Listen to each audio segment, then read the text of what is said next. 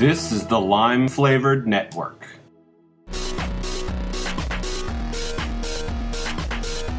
This show is brought to you by Tricia's Bakery at triciasbakery.com.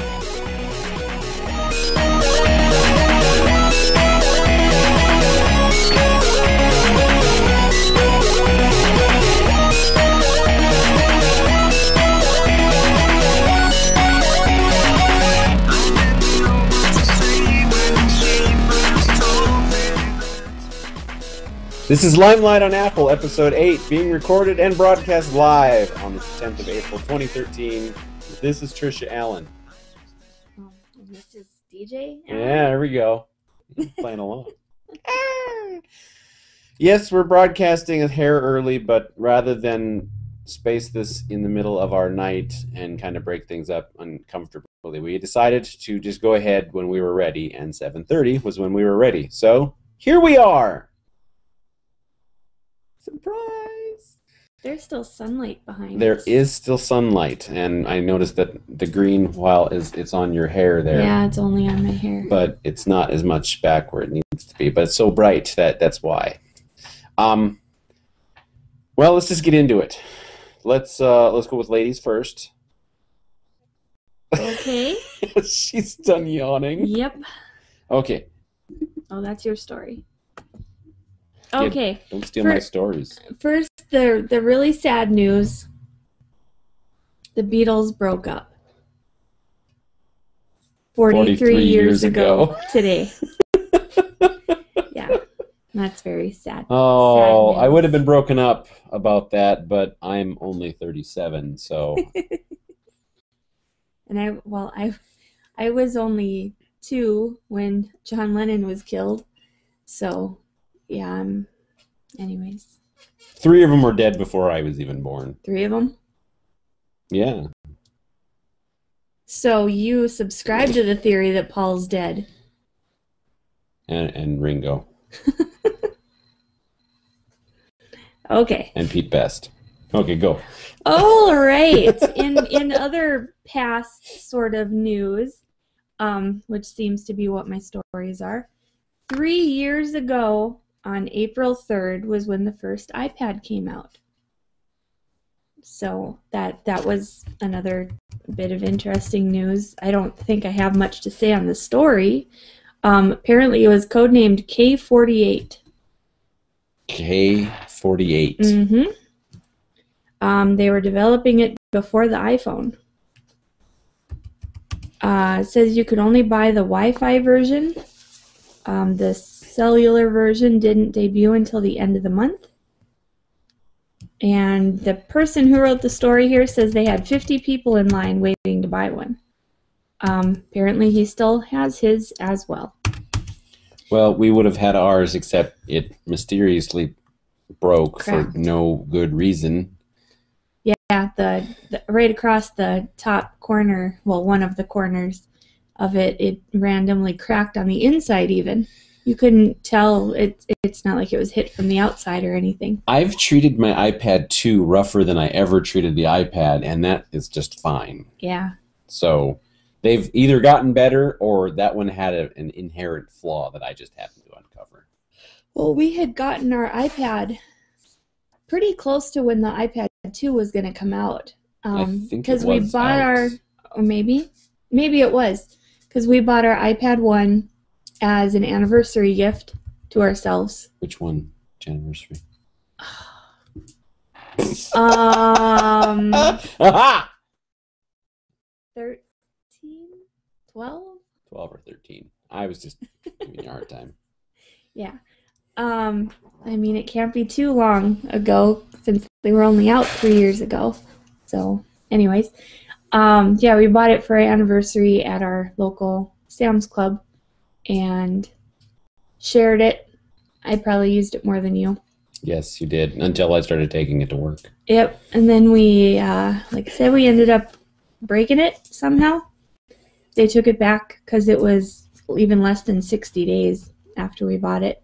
And then we couldn't get another one because they were kind of transitioning out of the iPad 1s for the iPad 2s, so we eventually ended up getting an iPad 2 at Best Buy, and then I got a second iPad 2 off of buy.com, which was on the forefront of the iPad 3 coming out because it went on clearance cheap, and I wasn't as up on keeping up to date on Apple news in general about technology at that time.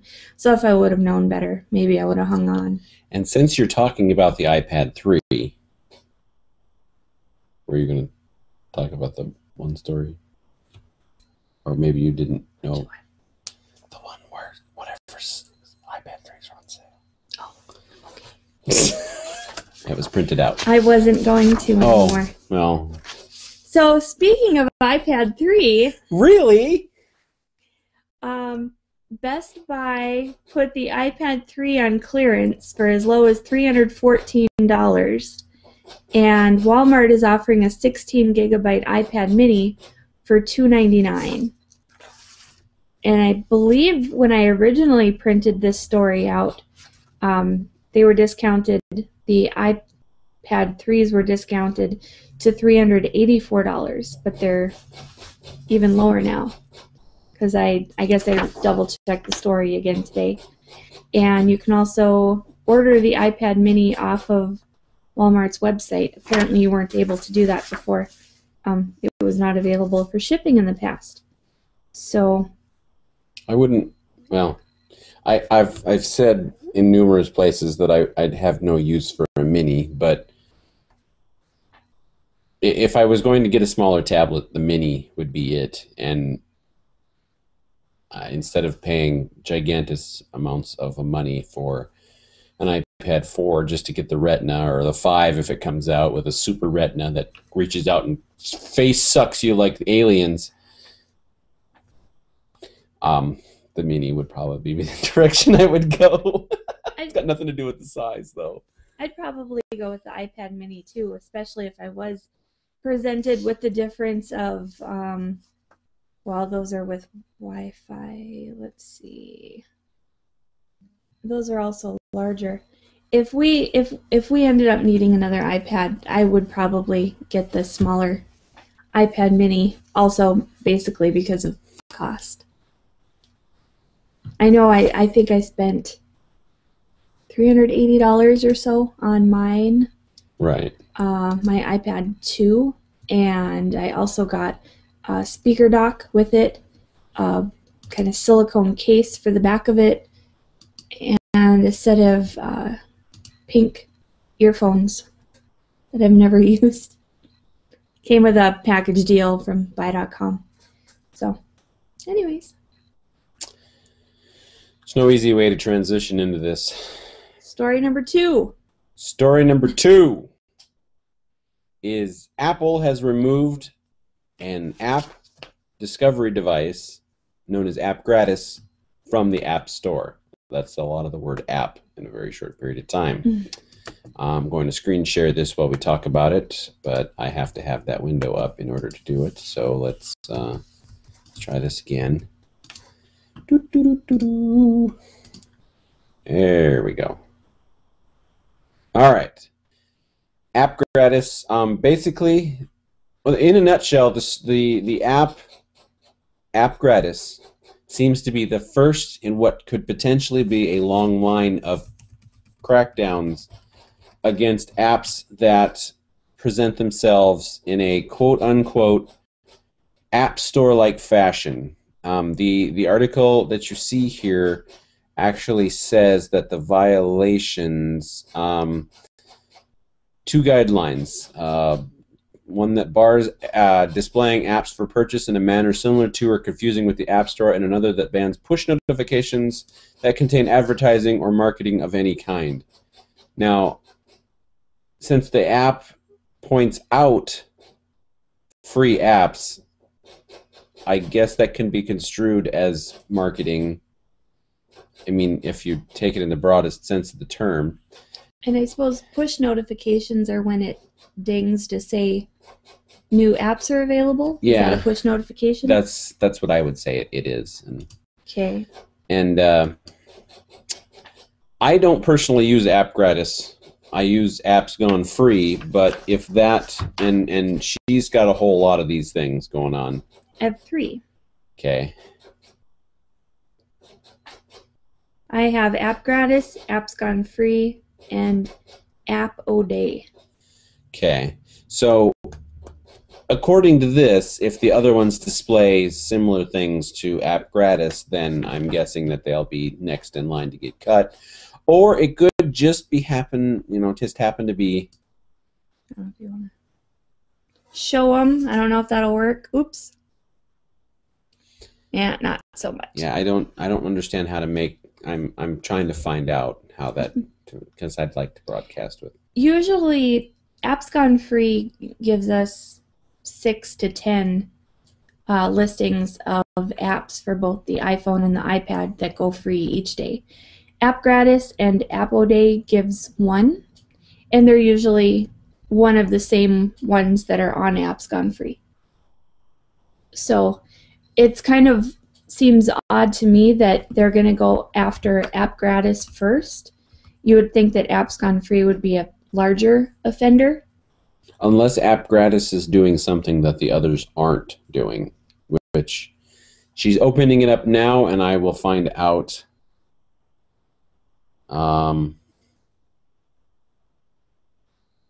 I guess that looks a lot more store-ish. Well, no, that's not true either, because Apps Gone Free has a window that makes it look like it's a store too. I don't know what to tell you. It's odd, and I don't like that Apple goes after apps that I actively use, but I don't use App Gratis. But if they start going after the other free discovery apps, then I have no way to discover free apps, and these apps basically will fall down to the nether regions of nothing because there's no way to discover them. Well, I think it's going to hurt developers in the long run. I mean, even though they're giving away their app for free, if I get it for free one day and I tell somebody about it a day or a week or a month later, they'll have to pay for it. Like an app I downloaded for free the other night, which is a game, which I've discovered is awesome. However, it's got to be, I'm not going to give it up now because I'd actually like to use it as an app pick in the future. If I like it as much throughout most of the app, I'm going to make her buy it. So right there, they've earned some money by making it free for a short period of time. So it's definitely worth the attempt, at least to get it out there like that. It's just unfortunate that things have to go the way they do. And the App Gratis CEO says that he's frustrated that Apple had previously approved App Gratis, but now it's retroactively deciding to enforce the app promotion and push notification rules. So it makes you wonder if these rules have been in place and they've just kind of not held people to them too strictly. Well, I don't know if yours says it, but my article definitely said the App Gratis CEO or whatever said, they said it was okay before, and now all of a sudden they're not. We don't understand what's going on. But we are endeavoring to work with Apple to make sure this gets corrected for our customers.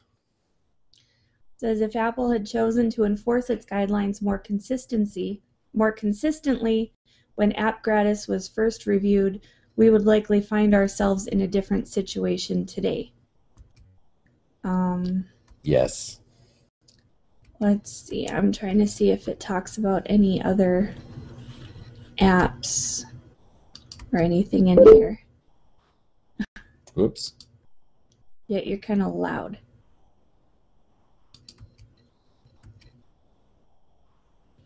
Let's see.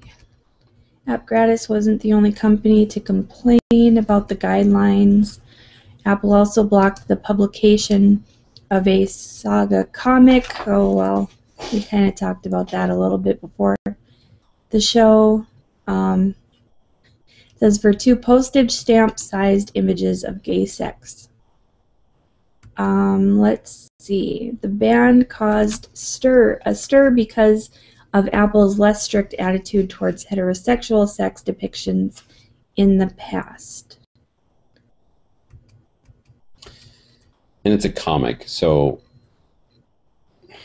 That's, I mean, I'm obviously not going to see it if I don't have Comixology, and if I don't buy comics.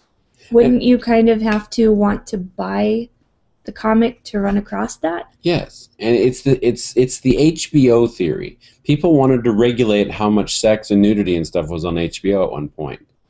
But you have to pay to subscribe to HBO. So, by that theory, people are deciding through their financial transactions to say, I want to see boobies and man ass. Don't regulate this, because I said no. I'm paying money to see boobies and man ass.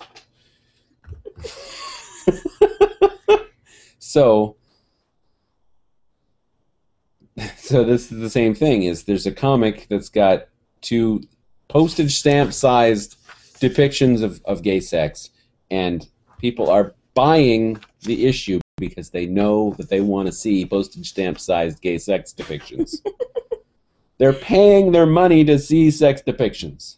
So are they postage sized, stamp sized against a small screen, or are they scaled down even further? Well, if yeah, that's the point. Anyway. Yeah. All right, for on the iPhone it might be larger, but welcome viewer, which I think I know who it is. It's not who you think it might be. Don't you have a chat window or something? Well, this thing over here I forgot to test. This right here is loaded, so any comments that pop up on YouTube should appear here. I see. Yes. Okay, story number 3. Google celebrates 9 years of Gmail. This is an Apple show. What are we talking about Google for? Because you can read your Gmail on your iPhone? You tied it in! Plus, they're a competitor. I just like Limelight on Apple, people. I'm not anti-Google or anti-Microsoft. I just wanted to focus. Everybody's picking on me! Okay, anyway. So, here's their infographic. April 1st, 2004, Gmail launches. Let's see, April 12th, 2006. Or do you say 2006? 2006. Okay, I want to make sure I say it right for you. The aughts or the singles, you can say 2000. But Google Calendar launches. See how much I care? Let's see, February 7th, 2006. Oh, that was above April. Gmail now offers chat. Let's see here. May 1st, 2006, 40 languages. Gmail if you're a domain. I wanted to point out that 9 years ago you needed to be invited by somebody to use Gmail. And once you got in, you could invite up to 50 people to join Gmail. And I don't remember who finally gave me the invite in like 2006 for the first one. And I don't even use that address anymore, to be honest with you. I couldn't even tell you what it is. I don't think I had Gmail up until, well, I don't know. I have an address for my business, but I know I haven't had that for very long. Well, and I gave you I invited 16 or 17 people. Oh, we lost our viewer. 16 or 17 people. Maybe I've got an email floating out there too. Yeah. Okay, so June 28th, 2012. There you go. Gmail hits 425 million active users. In 2011, they launched an app for iOS. Yeah. So April 1st, 2013, Gmail turns 9. That's my story. It's odd that they chose 9 to celebrate rather than waiting till 10. Why not celebrate every year? Well, they can. I mean, I do. I mean, and you do. You've been 29 how many years now? We've never celebrated it more than once. Yeah, saying you can't, or saying you can't celebrate 9 is like saying you can't celebrate every birthday. But some. I celebrate the anniversary of my business every year. Lots of people wait for benchmarks to do it, though. I mean, I'm just saying that's where I was going. I'm not saying you can't. You can do whatever you want. Okay, right. Next story. Next story. All right. Let's get. We're gonna move into competitor news. Dun dun dun. Oops. What was Gmail? Gonna move into further competitor news. And I cheated. I've got all mine screen shareable. So Microsoft has an Apple-beating vision, which is to say that they've got any sort of plan whatsoever. Hopefully you've heard that Microsoft has an operating system or something to that measure, codenamed Blue, in the works. The Blue codename, however, appears to be for their entire process, which will be more and frequent incremental updates of Windows, Windows Phone, Office, and Xbox software, and making sure that all of that works seamlessly together, basically like Google and Apple already do. I don't understand how that is Apple beating when they're playing catch-up. Does that make sense to you? Maybe they feel that it'll bring consumers back to Microsoft or boost the phone sales or... Holy crap, I didn't realize this. Oh, okay. That's a lot of comments. I thought this article was going on forever. Yeah, so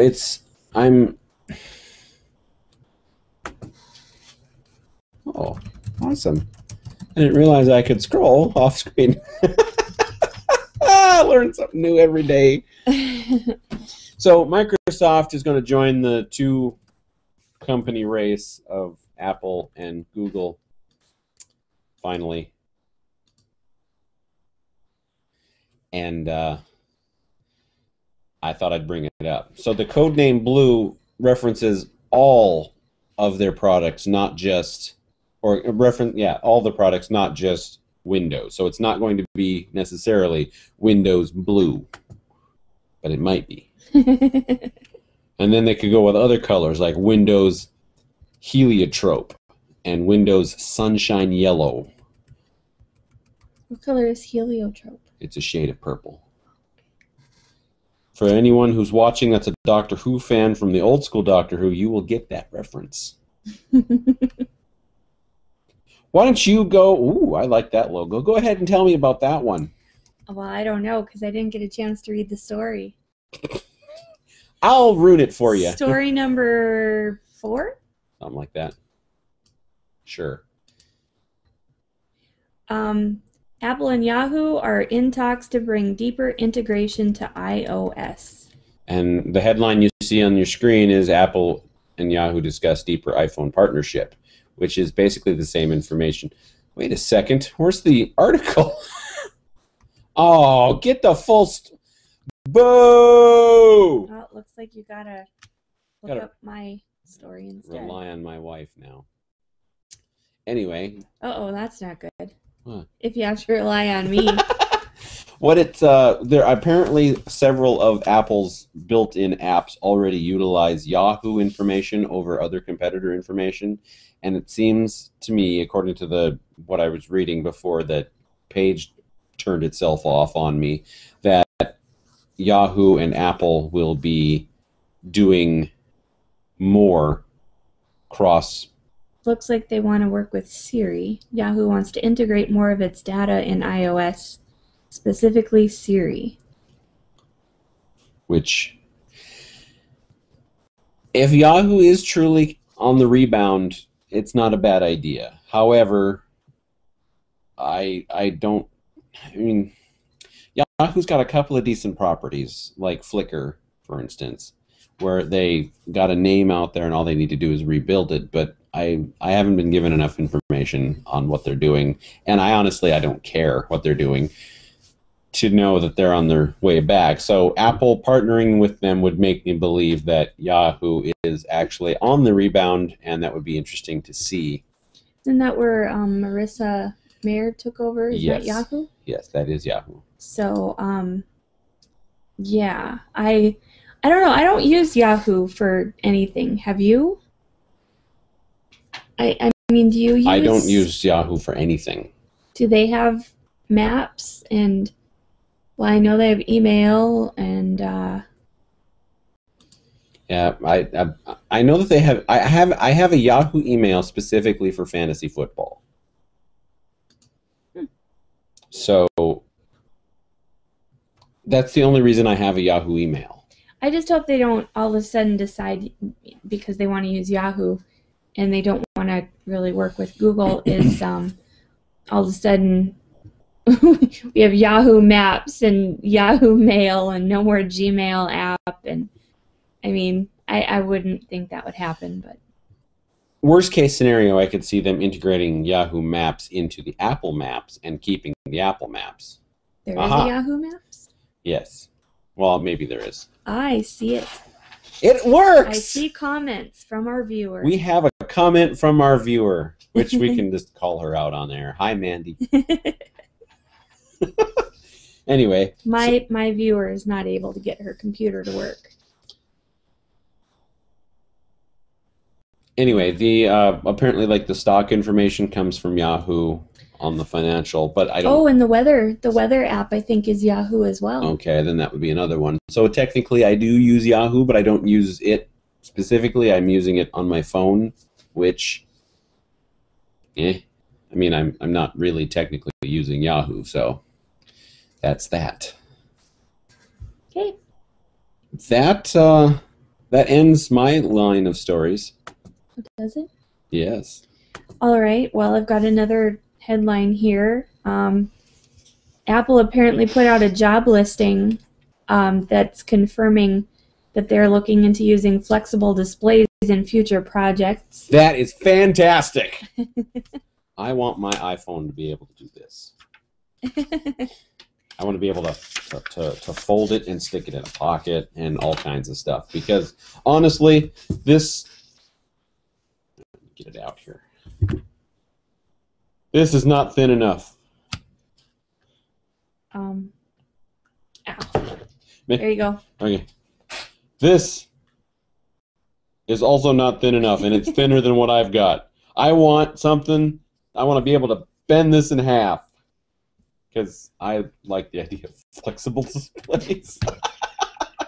I'm sure that their flexible display is going to mean put it more towards like the watch idea versus a flexible phone. Oh, they updated the story here. Apple appears to have removed the job listing, but we grabbed a screenshot above. Apple Inc. is looking for a display specialist to lead the investigation on emerging display technologies, such as high optical efficiency LCD, AMOLED, and flexible display to improve overall display optical performance.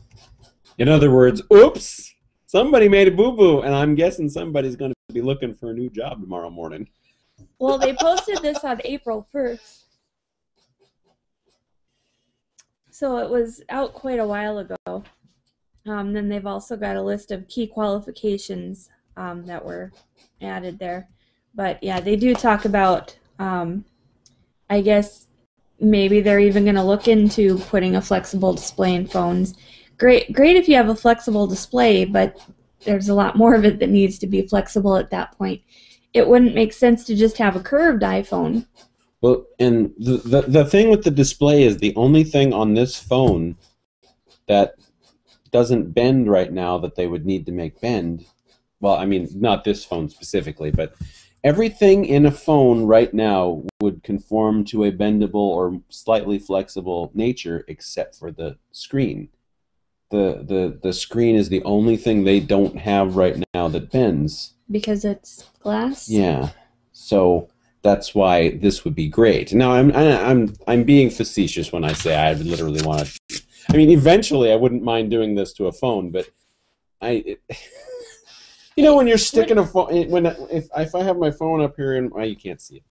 If I have my phone in my pocket, it's this giant square object. Okay, well, if it conformed to my man-boob a little bit more, that's the name of the Conforming to My Man-Boob is the name of the show.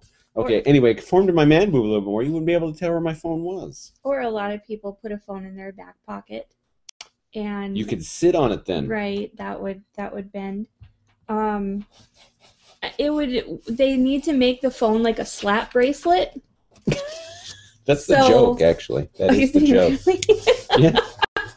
Well, make the phone like that. That way you won't even need a case. You can just put it around your arm, your phone. Wouldn't that be great? Yeah. Yeah, it'd be wonderful. Just like I'm looking forward to the iWatch that hasn't existed, and the iTelevision, which doesn't exist, and I would really like an iCar. I want some eye goggles. We can call those eyes. Eyes. Yes, I would love those. So those would be awesome. Do you have anything else? I don't think I'm allowed to talk about any of my other stories, so I'm pretty sure that I'm done.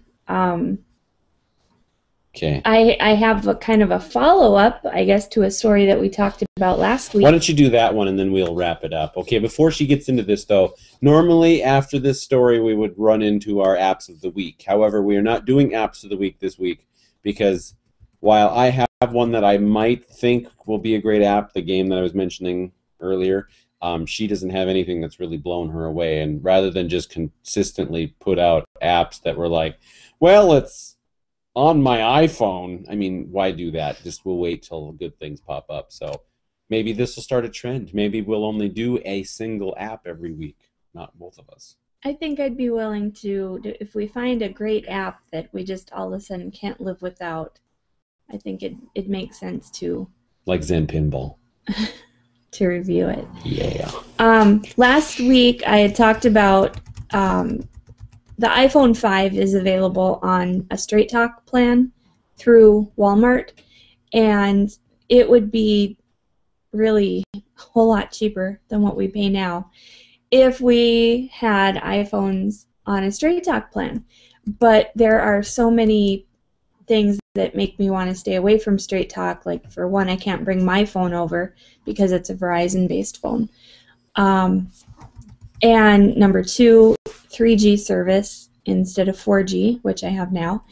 And the big one is data caps. Even though they say they're unlimited, a lot of customers complain that they do get throttled at a certain point. So the headline of my story here is, despite the rumors, Straight Talk denies claims of a 1.5 gigabyte data cap. Their little quote in here says, you may have heard rumors online that there is a hard cap of 1.5 gigs for data on Straight Talk. We want to clear things up for you right away. We are not cutting data off at 1.5 gigabytes on Straight Talk. The data limit in reference only applies to bring your own phone AT&T compatible SIMs on our sister brand Net 10.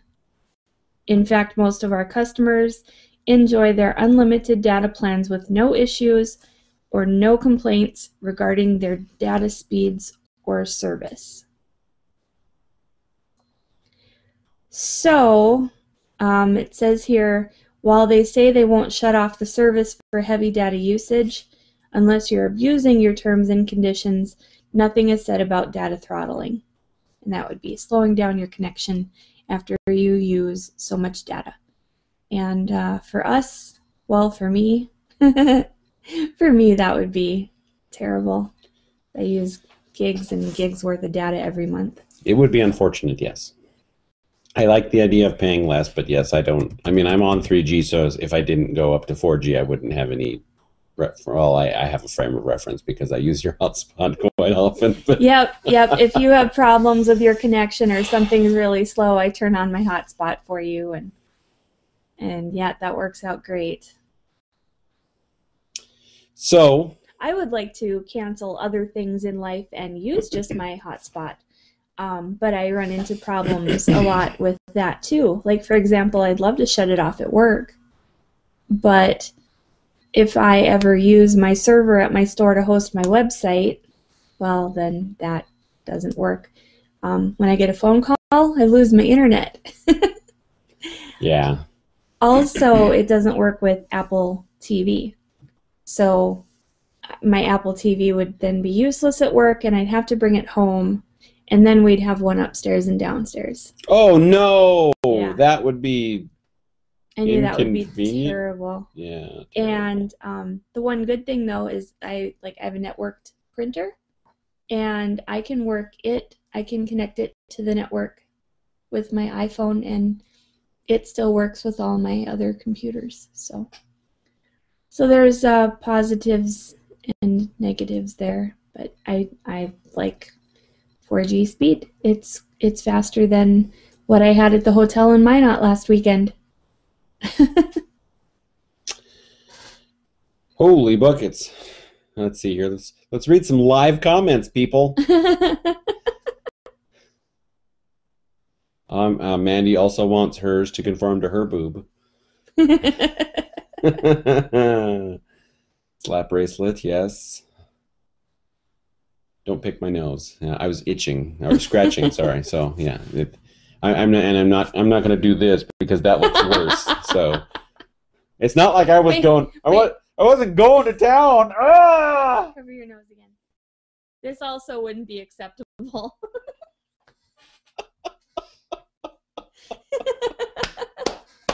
You know, with these comments popping up now, maybe this will be more fun on all my shows.